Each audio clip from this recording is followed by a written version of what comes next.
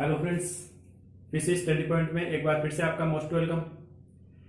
यहाँ पर अपन केमिस्ट्री का चैप्टर नंबर जो फिफ्थ है सरफेस केमिस्ट्री, उसके बारे में स्टडी कर रहे थे। सरफेस केमिस्ट्री में अपन ने कोलॉइड स्टार्ट कर दिया था।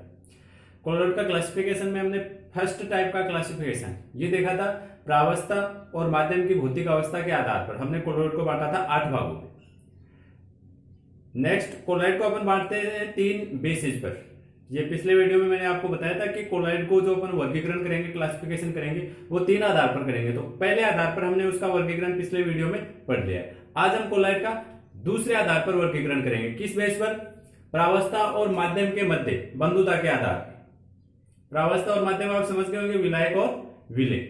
यानी जो आप मिक्सअप कर रहे हैं, मिला रहे हैं, विलायक और विलेय यानी प्रावस्था और माध्यम जो घोल रहे हैं, उनके बीच में आकर्षण या प्रतिकर्षण बल, उनके बीच में जो बल लग रहा है, वही अट्रैक्शन या रिपल्शन, कोई तो फोर्स लगेगा उनके मध्य, या तो आकर्षण लगेगा या प्रतिकर्षण लगेगा। उसके आधार पर हम कोलॉइड को कितने भागों में डिवाइड कर सकते हैं, आज का अपना टॉपिक ये रहेगा। तो इसके बेस पर अपन कोलॉइड को 2 भागों में डिवाइड कर सकते हैं। नंबर 1 द्रव्य रागी कोलॉइड और नंबर 2 द्रव्य विरागी कोलॉइड, या बोल सकते हैं द्रव्य विरोधी कोलॉइड। नंबर 1 हो गया द्रव्य रागी कोलॉइड और नंबर 2 द्रव्य विरोधी। विरोधी बोल सकते हैं या विरागी, या द्रव्य स्नेही बोल सकते हैं द्रव्य रागी को। रागी का मतलब होता है अट्रैक्शन, आकर्षण, विरागी यानी प्रतिकर्षण। तो आप समझ गए होंगे 2 टाइप कौन कौन से हो गए। द्रव्य रागी कोलॉइड कौन सा होगा? द्रव्य रागी कोलॉइड वो होगा जिसमें प्रावस्था एवं माध्यम दोनों के अणुओं के मध्य क्या लगता है? आकर्षण बल लगता है। उसको अपन कहेंगे द्रव्य रागी या द्रव्य स्नेही कोलॉइड। बिल्कुल सीधा सा। द्रव्य विरागी इसका अपोजिट हो जाएगा, जिसमें प्रावस्था और माध्यम दोनों के मध्य कौन सा बल लगेगा? प्रतिकर्षण बल लगेगा। प्रावस्था और माध्यम एक दूसरे को दूर दूर धकेलने की कोशिश करेंगे, प्रतिकर्षित करेंगे, उसको अपन कहेंगे द्रव्य विरागी कोलॉइड। एकदम से इजी से तुलना करते हैं दोनों की, द्रव्य रागी और द्रव्य विरागी कोलॉइड की। दोनों की एक दूसरे के साथ में अपन कंपैरिजन करेंगे, दोनों की तुलना करेंगे। चलिए, द्रव्य रागी या द्रव्य स्नेही और दूसरा है द्रव्य विरागी या द्रव्य विरोधी। ये देखिए, दोनों की तुलना करते हैं। नंबर 1 देखिए, यहां पर क्या होता है, प्रावस्था और माध्यम के मध्य आकर्षण बल लगता है। आकर्षण बल का मतलब आप प्रावस्था और माध्यम को आसानी से एक दूसरे के साथ में मिश्रित कर सकते हैं, घोल सकते हैं। भाई प्रावस्था और माध्यम दूसरे को एक दूसरे को आकर्षित कर रहे हैं, तो हम आसानी से उनको घोल सकते हैं एक दूसरे के साथ। मतलब इन कोलॉइडों को आप सीधे एक दूसरे के साथ में घोल करके बना सकते हैं। प्रावस्था और माध्यम को घोलेंगे तो इजीली इनका निर्माण हो जाएगा। जबकि यहां पर प्रावस्था और माध्यम के मध्य लग रहा है प्रतिकर्षण बल, दोनों एक दूसरे को दूर धकेलने की कोशिश कर रहे हैं। यानी यहां पर अगर आप प्रावस्था और माध्यम को मिलाएंगे, उन दोनों को घोलने की कोशिश करेंगे, तो वो आसानी से घुलेंगे नहीं। यानी इन कोलॉइडों का निर्माण आप डायरेक्ट मिला करके सीधे नहीं कर सकते, मिलेंगे लेकिन वो आसानी से नहीं मिलेंगे। तो पहला डिफरेंट क्या हो गया? द्रव्य स्नेही कोलॉइड, इनका निर्माण अपन सीधे ही प्रावस्था और माध्यम को मिला करके कर सकते हैं। सीधे ही इनका सरलता पूर्वक क्या हो जाता है? निर्माण हो जाता है। कौन से कोलॉइड का? द्रव्य स्नेही कोलॉइड। जबकि जो द्रव्य विरागी कोलॉइड है, इनका निर्माण सीधे तो होगा नहीं। भाई सीधे तो आप मिलाएंगे, प्रावस्था और माध्यम के मध्य तो प्रतिकर्षण लग रहा है, तो इनको बनाने के लिए अपने को कोई विशेष मेथड की जरूरत होगी। यानी इनका निर्माण जो है वो विशिष्ट विधियों द्वारा इनका निर्माण होता है। नंबर 1 पहला डिफरेंट हो गया। नंबर 2 देखिए, अपन कोलॉइड बनाते कैसे हैं? प्रावस्था प्लस माध्यम।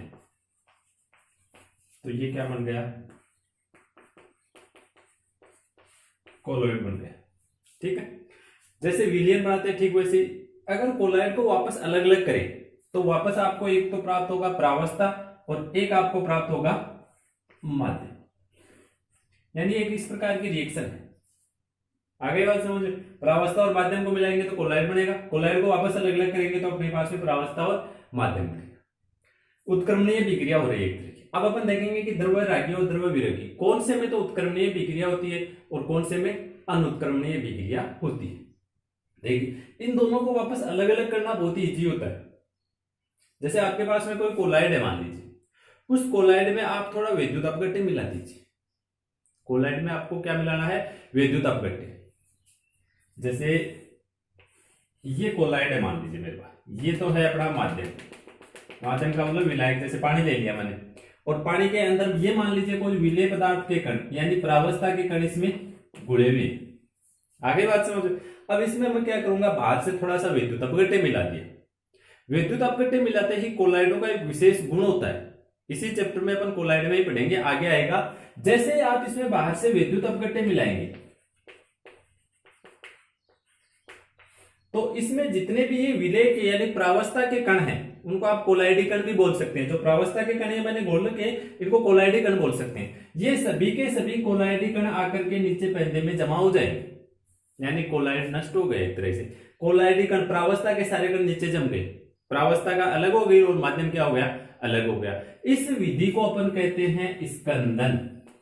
ये जो प्रोसीजर हो रही है या अवक्षेपण, नीचे जमा होना, विलेय यानी प्रावस्था के कणों का तल में जमा होना, क्या कहलाता है? स्कंदन या अवक्षेपण। और स्कंदन या अवक्षेपण करते कैसे? बहुत इजी है। इसमें आप थोड़ा सा विद्युत अपघट्य मिला दीजिए तो सारे के सारे प्रावस्था के कण जाकर के नीचे तल में जमा हो जाएंगे।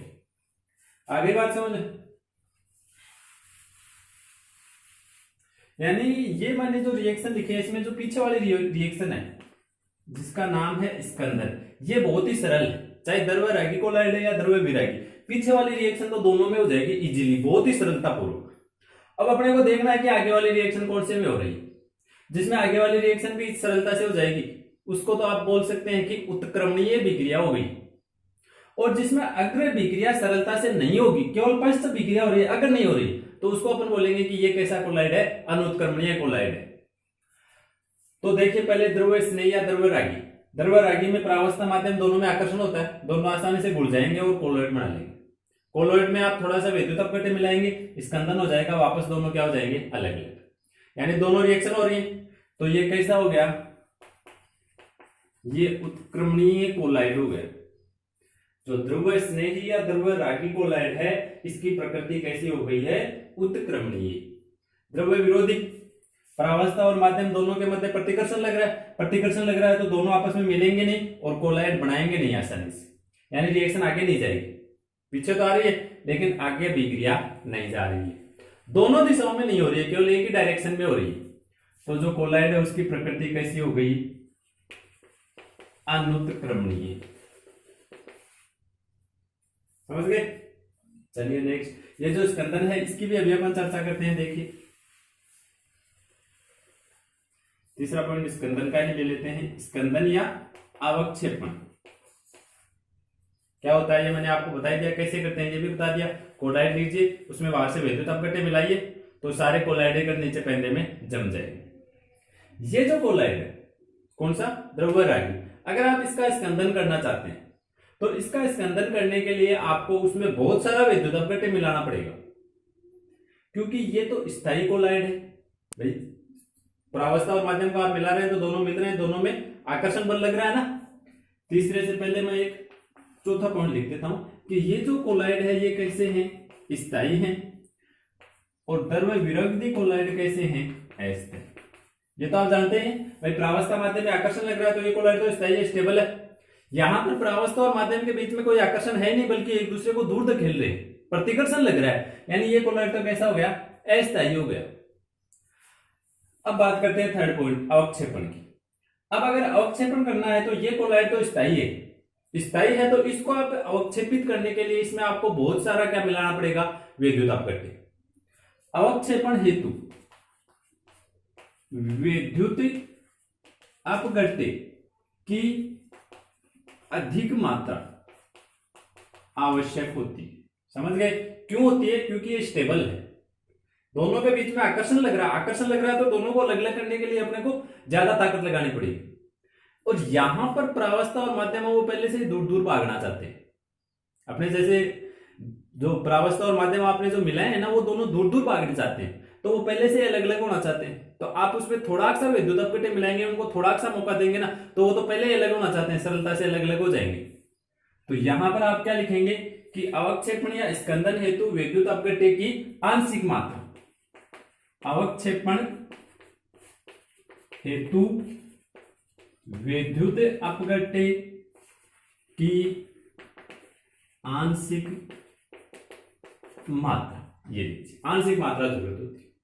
ठीक है, देखिए दोनों में 4 पॉइंट हो गए। नेक्स्ट 5वां पॉइंट, अगर दोनों में प्रावस्था के कणों को देखने की बात करें, जो विलेय पदार्थ यानी प्रावस्था बोला है उसको अपन माइक्रोस्कोप यानी सूक्ष्मदर्शी के द्वारा देखने की कोशिश करते हैं।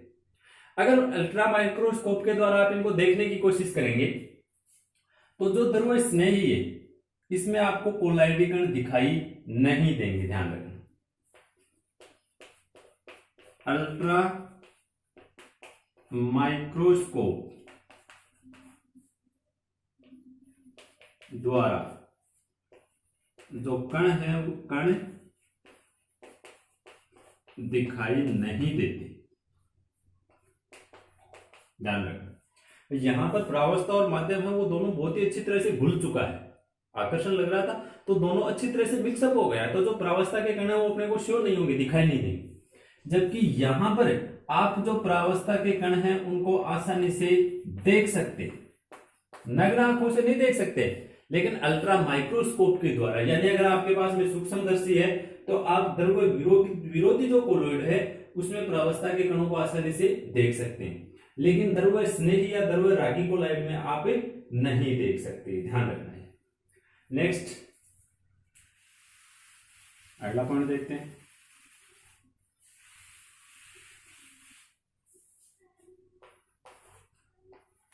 श्यानता की बात करते हैं, जैसे प्रावस्था और माध्यम आप मिला रहे हैं, तो मान लीजिए जो माध्यम है वो मैंने जैसे जल ले लिया, श्यानता या विस्कासिता आप समझ रहे हैं, द्रव्य का बहने का विरोधी गुण, मतलब जितना गाढ़ा होता है अपना लिक्विड उसकी श्यानता उतनी ज्यादा होती है, बहने का गुण जितना कम होता है। तो मान लीजिए दोनों में जो विलायक है यानी माध्यम है वो मैंने H2O यानी जल ले लिया, ठीक है। अब यहां पर जल में आप जैसे प्रावस्था मिलाएंगे तो कोलोइड बन जाएगा।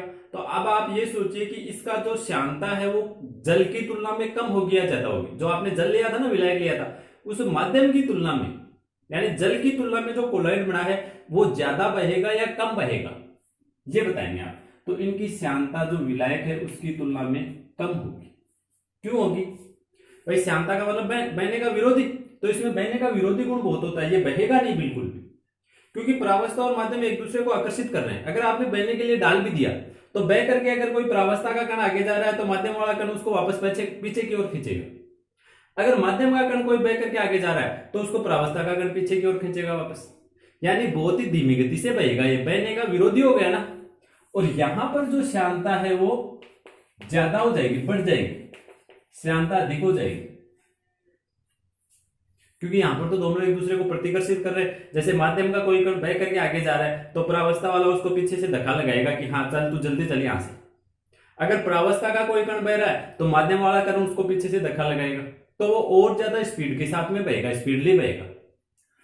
तो छठा पॉइंट आप क्या बता सकते हैं कि द्रव रागी या द्रव स्नेही कोलाइड की श्यानता माध्यम की तुलना में कम होती है, जबकि द्रव विरोधी कोलाइड की श्यानता माध्यम की तुलना में अधिक होती है।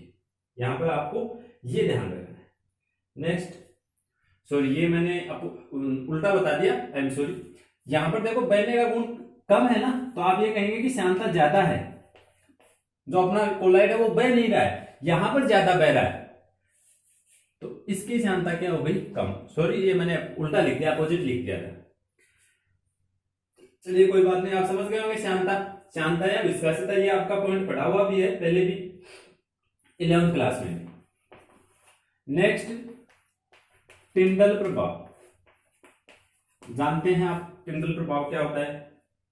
ये नीचे से मैं एक पॉइंट और मिटा देता हूं। टिंडल प्रभाव तो अपन ने ये पढ़ा था कि कोलाइड होते हैं वो दर्शाते हैं, लेकिन वास्तविक कोलाइड वास्तव में देखो, जो टिंडल प्रभाव है, द्रव्यरागी और द्रव्यविरागी दोनों प्रकार के जो कोलाइड है वो टिंडल प्रभाव शो नहीं करते हैं। यहाँ पर वास्तविक कोलाइड तो यही है, उनको तो अपन जबरदस्ती बना रहे हैं, वो वास्तविक कोलाइड नहीं है। तो जो टिंडल प्रभाव है वो केवल कौन से दर्शाते हैं, सॉरी, जो द्रव्यरागी कोलाइड है वो तो टिंडल प्रभाव शो करता है, जबकि द्रव्यविरागी कोलाइड है वो टिंडल प्रभाव शो नहीं करता है। ये ध्यान रखना, क्योंकि वास्तविक कोलाइड तो यही है एक प्रकार की, तो ये टिंडल प्रभाव दर्शाएंगे, वो नहीं दर्शाएंगे। ठीक है, ब्राउनी गति होती है वो दोनों में होती है, तो वो पॉइंट अपन नहीं लिखेंगे। अगला डिफरेंट पॉइंट नंबर 8, और क्या अंतर है, जल योजित।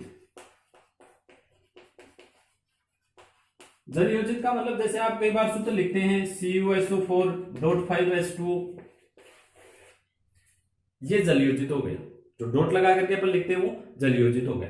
तो जो द्रव्यरागी कोलाइड है वो जल योजित होंगे, जबकि द्रव्यविरागी कोलाइड है वो जल योजित नहीं होंगे। भाई माध्यम अपन मोस्टली विलाय का वो जल ही लेते हैं, तो यहां पर तो जो प्रावस्था के कण है वो जल को आकर्षित करेंगे, तो यहां पर तो डॉट लगा करके आप H2O लिखेंगे। ये जो कोलाइड होते हैं वो अधिकांशतः जल योजित होते हैं, क्योंकि आकर्षित कर रहे हैं तो जल के अणु आकर के इनके साथ में जुड़ जाएंगे, जबकि ये जल योजित नहीं होते हैं। जल योजित नहीं होते हैं क्योंकि प्रावस्था और माध्यम में पहले से ही प्रतिकर्षण लग रहा है, वो पहले से ही घुलने के लिए तैयार नहीं, अपन ने जबरदस्ती तो इनको घोड़ा है। अब उसमें एक्स्ट्रा H2O के मॉलिक्यूल जुड़ना पॉसिबल है क्या? प्रावस्था के कारण वो दूर से उनको नकार देंगे कि नहीं भाई आप वहीं पर रहो, अपने बीच में पहले से ही प्रतिकर्षण है। तो जो द्रव्यरागी कोलाइड है वो जलयोजित होते हैं, जबकि द्रव्यविरागी कोलाइड है वो जलयोजित नहीं होते। तो ये कुछ डिफरेंट है द्रव्यरागी और द्रव्यविरागी कोलाइड में। आप बोल सकते हैं द्रव्य स्नेही और द्रव्य विरोधी कोलाइड। तो ये अपना दूसरा टाइप का जो क्लासिफिकेशन था कोलॉइड का, दूसरा क्लासिफिकेशन। पहला हमने कल पिछले वीडियो में देखा था, आज ये दूसरे प्रकार का हमने क्लासिफिकेशन देख लिया। ये कंप्लीट हो गया द्रव्यरागी और द्रव्यविरागी कोलॉइड। अब इनके एग्जाम्पल और देख लेते हैं साथ। देखो एग्जाम्पल आप कैसे याद रखें, जो प्राकृतिक पदार्थों के कोलॉइड होते हैं वो तो कैसे होंगे, द्रव्यरागी होंगे। प्राकृतिक जैसे स्टार्च का बना लिया आपने, गोंद का कोलॉइड बना लिया, सॉरी स्टार्च, रेजिन का कोलॉइड बना लीजिए, वो तो कैसे होंगे, द्रव्यरागी कोलॉइड बनाएंगे। और किसी भी धातु या अधातु का बनाएंगे तो वो होगा द्रव्यविरागी। कोई सा भी उदाहरण लिख दीजिए, जैसे मैंने आयोडीन अधातु का लिख दिया, आयोडीन का कोलॉइड, तो आयोडीन के कोलॉइड को आप आयोडीन सोल लिख सकते हैं। प्लेटिनम धातु का कोलॉइड बना लिया, पीटी सोल। समझ गए ना? यहां पर आप सभी धातु अधातुओं के सोल लिख सकते हैं। यहां पर स्टार्च जो गोंद वगैरह हैं जो प्राकृतिक पदार्थ प्राप्त होते हैं उनके एग्जाम्पल इजीली याद रह जाएंगे। समझ गए? तो आज के वीडियो के लिए बस इतना ही काफी है। अगर आपने अभी तक हमारे चैनल को सब्सक्राइब नहीं किया है तो ये मेरी आपसे रिक्वेस्ट है कि चैनल को सब्सक्राइब कीजिए और साथ ही साथ बेल आइकन को भी प्रेस कीजिए, ताकि हमारे जो वीडियोज हैं वो अपलोड करते ही सीधा आपके पास में नोटिफिकेशन आ जाए और आप तुरंत क्लास अटेंड कर सकें। तो आज के लिए बस इतना ही। बहुत बहुत धन्यवाद।